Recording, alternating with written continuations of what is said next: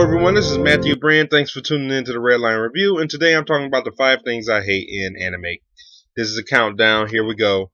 First off, let me say, pictures aren't mine. I use them under the fair use for review purposes. Yada yada yada. Basically, I'm legally saying that I'm not stealing these pictures, and I'm just using them for the fact to comment on them. Anyway, moving on. Number 5, the pedophilia or the token pedophile character. I don't like these.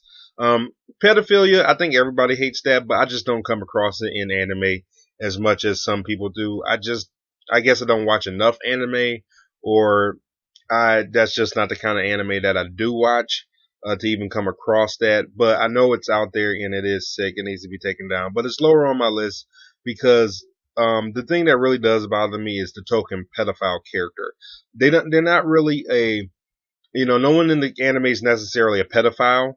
When I see these characters, I know there's one in almost every harem, and it's usually just for the sake of someone being able to write a fan fiction about it, which I still think is sick, but that's really left up to the viewer to be sick and not the actual anime itself. So that's why it's lower on my list. But the anime knows what it's doing when they make those, and that's why it's actually on there. Number 4 is exploding girls' clothes.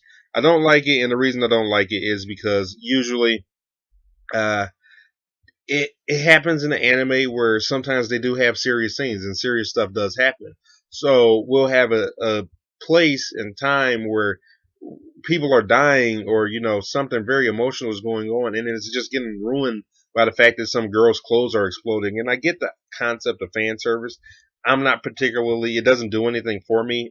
Maybe because I get to date real women, but it just I don't know. I just don't understand it, and it's just bad placing, and it bothers the hell out of me. Number 3, the overly shot protagonist. He just in the unsatisfying stories. The thing that bothers me the most about the overly shy protagonist, guys would do something in that situation. It's just I can't say anything but that. It never really flows well with me. I understand that some of the guys are nice.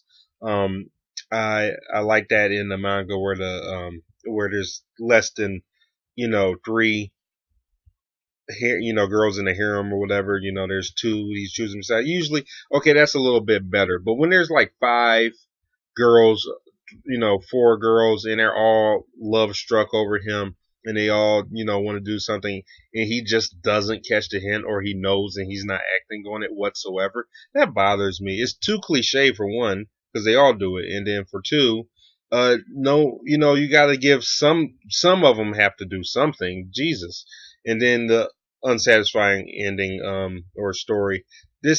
I felt this in Cage of Eden the most with the ending, where it was this huge build up, and then it was just this huge wrap up, and it just bothered the hell out of me. Why they wrapped it up like that, I don't know.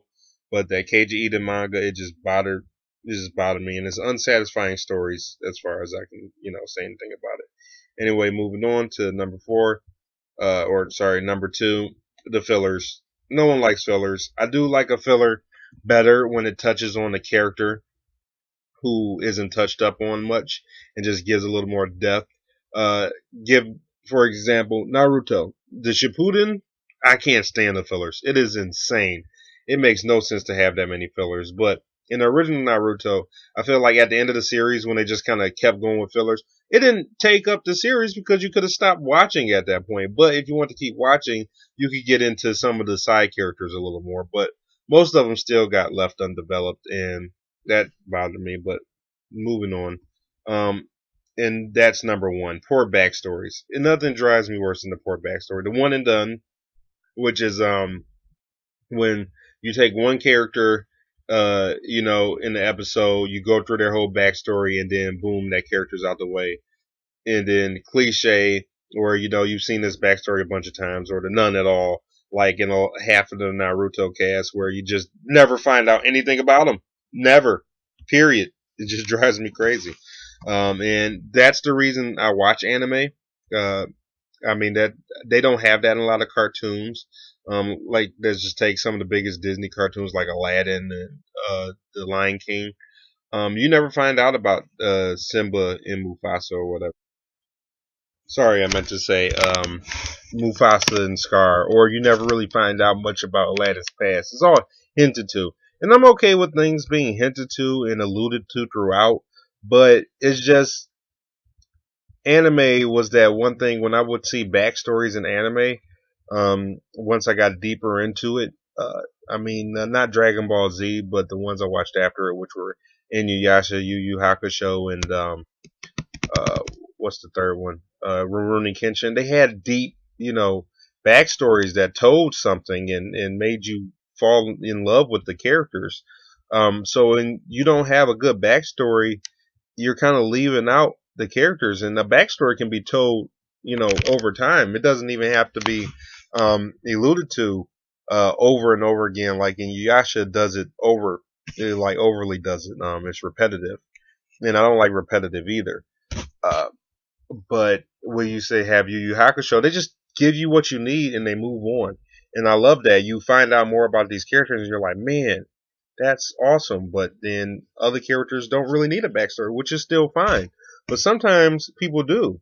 When somebody takes up a life or a job that is dangerous, or like as in the characters in Naruto, half of them you don't find out anything about them.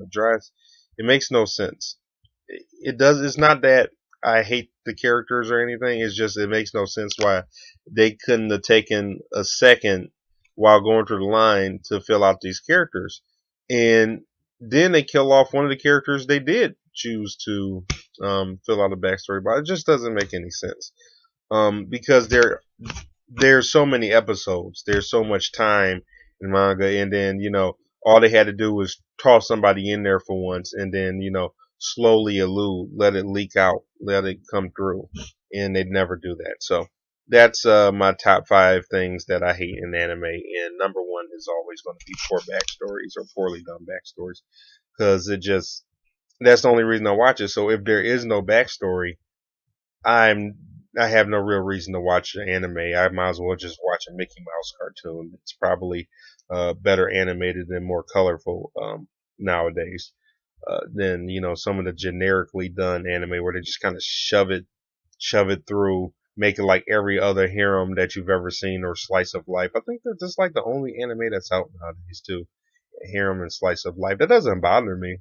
I'm okay with harem slice of life. That's like telling me that like all Disney movies are princess movies now. That wouldn't really bother me as long as they're done nicely. But to me, they're not. They're just very very cliche. Anyway, thanks for checking this out. I hope you have a great day and peace.